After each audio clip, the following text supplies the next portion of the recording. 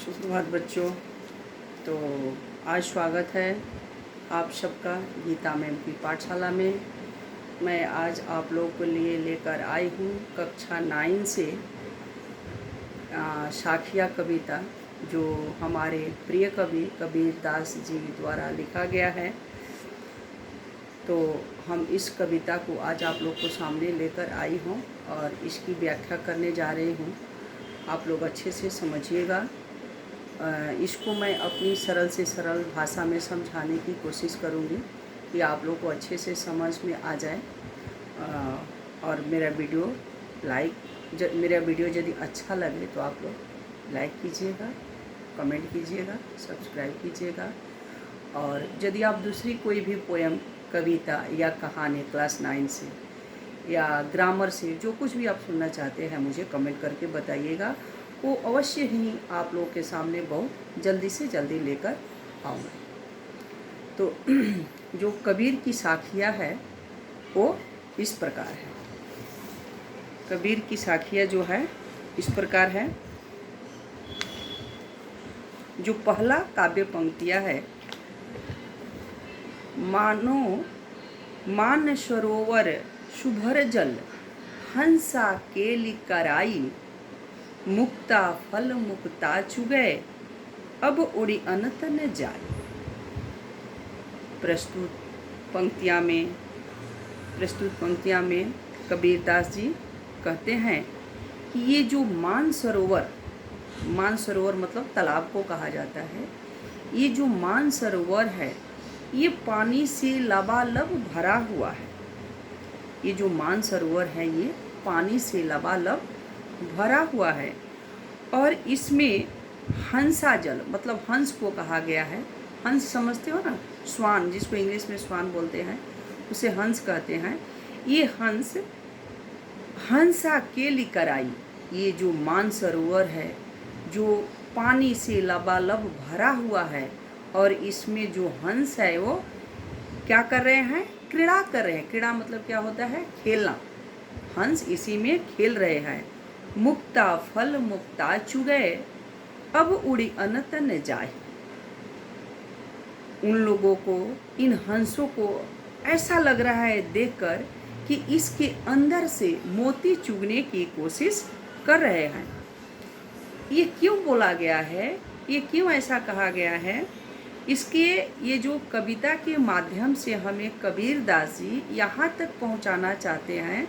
कहते हैं कि जो प्रभु भक्ति, जो ईश्वर की भक्ति, जो भगवान की भक्ति में लीन होकर परम आनंद में मुग्ध हो जाता है, उसे फिर ईश्वर की ही आनंद आता है, ईश्वर की भक्ति की आनंद आता है।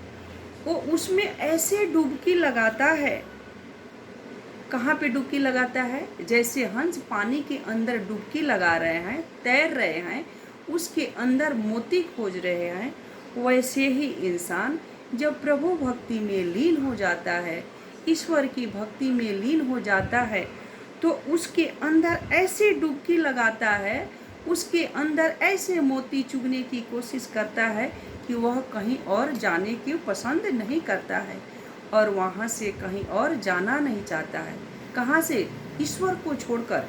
जब वो प्रभु भक्ति में, ईश्वर की भक्ति में लीन हो जाता है तो वह कहीं और नहीं जाना चाहता है, अपने प्रभु को छोड़कर कहीं नहीं जाना चाहता है। ये पहला काव्य पंक्तियाँ हैं। जो दूसरा काव्य पंक्तियाँ है हमारे कबीर दास जी द्वारा लिखित है, वो क्या है? प्रेमी ढूंढत मैं फिरो, प्रेमी मिले न कोई, प्रेमी को प्रेमी मिले सब विष अमृत होई। जो दूसरा काव्य पंक्तियाँ है इसमें कबीर दास जी कहते हैं कि प्रेमी ढूंढत मैं फिरो, प्रेमी न मिले कोई, प्रेमी को प्रेमी मिले सब विष अमृत होई।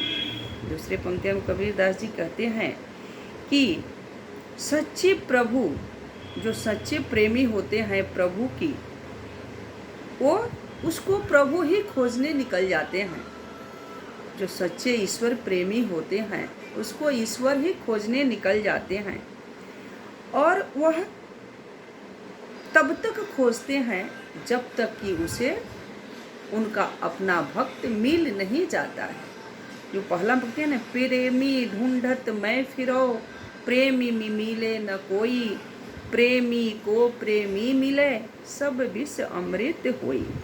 तो जब भक्त अपनी प्रभु की तलाश में निकलता है, अपनी भगवान की तलाश में निकलता है, तो वह तब तक बेचैन रहता है जब तक उन्हें ईश्वर की प्राप्ति नहीं होती है।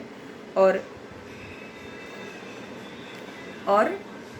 जब ईश्वर उन्हें प्राप्त हो जाते हैं, ईश्वर उन्हें मिल जाते हैं, तो लगता है कि जो भक्त के द्वारा जितने भी पाप किए गए होंगे, जाने अनजाने में जो भी पाप किए गए हैं, वो सब पुण्य में बदल जाते हैं।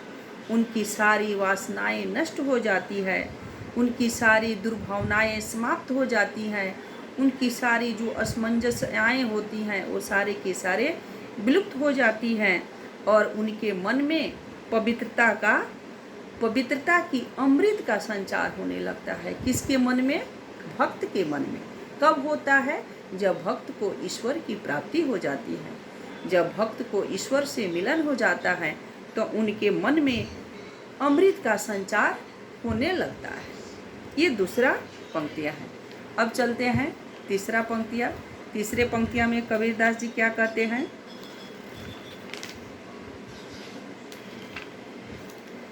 जो तीसरा काव्य पंक्तियाँ हैं उसमें कबीरदास जी कहते हैं कि हस्ती चढ़िए ज्ञान को, सहज दुलीचा डारी, स्वान रूप संसार है, भूखन दे झक मारी। इस पंक्तियाँ में कबीरदास जी कहते हैं कि किसको कहते हैं? हमको, आपको, सारे साधकों को, मतलब जो भगवान की भक्ति करते हैं, जो भी ईश्वर पर आस्था रखते हैं, उनको संबोधित करते हुए कबीरदास जी कहते हैं कि ऐ साधकों, हस्ती चढ़िए ज्ञान की, मतलब यहाँ पर हाथी रूपी ज्ञान को संबोधित किया गया है कि हस्ती चढ़िए ज्ञान को, सहज दुलीचा डारी। दुलीचा का अर्थ होता है कालीन, जो हाथी के ऊपर एक गद्दी जैसा बिछाया हुआ रहता है, और उस पर जो हाथी को चलाने वाला होता है, उसको क्या बोला जाता है? जो हाथी को चलाने वाला होता है उसको महावत बोला जाता है। जो कालीन बिछाकर उस गद्दी पर बैठा रहता है, एक छोटा सा आसन लगा के, उनके बारे में यहाँ पर बताया गया है कि हस्ती चढ़िए ज्ञान की, सहज दुलीचा डारी, स्वान रूप संसार है, भूखन दे झक मारी। जब जो महावत होता है उस हाथी के पीठ पर एक छोटी से गद्दी के ऊपर बैठकर मज़े से निश्चिंत होकर चलते रहता है, वो तब तक चलते रहता है जब तक जहाँ उसकी गंतव्य स्थान होती है वहाँ तक पहुँचता है। उसको पीछे न रुकने का न मुड़ने का कोई चिंता नहीं रहता है। जो दूसरा काव्य पंक्तियाँ इसमें लिखा है कि स्वान रूप संसार है, भूखन दे झक मारी।